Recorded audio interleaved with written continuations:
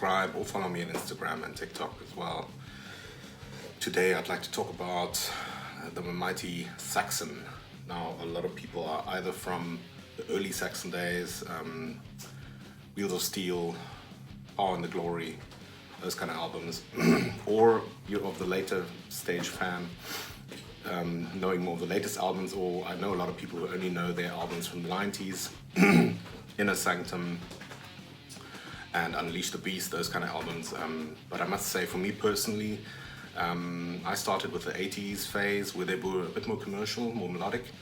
I still love those albums a lot, but for me Saxon have almost gotten way better than they ever were before with the last few albums they've brought out. And an album I'd like to talk about today is Saxon's Battering Ram from 2015. This is it. Now, this is a heavy metal monster. I think it's a very strong heavy metal album.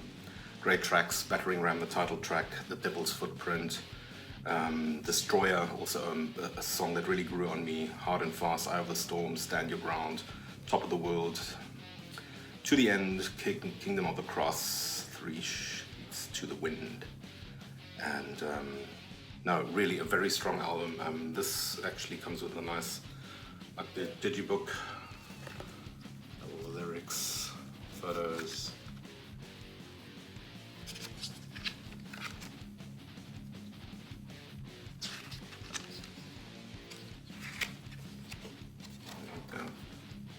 And with the CD actually tucked in a little pocket here.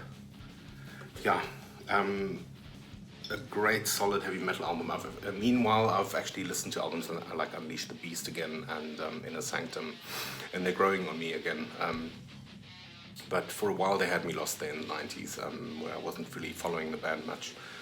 Like I said, in the 80s, I was really growing up with, because we had nothing else available at the time, with albums like Innocence is No Excuse, Rock the Nations, Destiny being very commercial.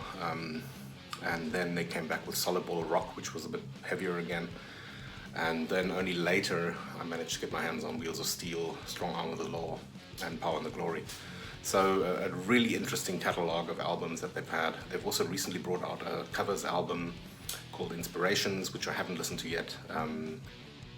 So I wanted to focus on this album for now. So if you really want a solid heavy metal album that is up there in terms of quality with the last Priest album, then look no further. This is really a really solid, good Saxon album. More than solid.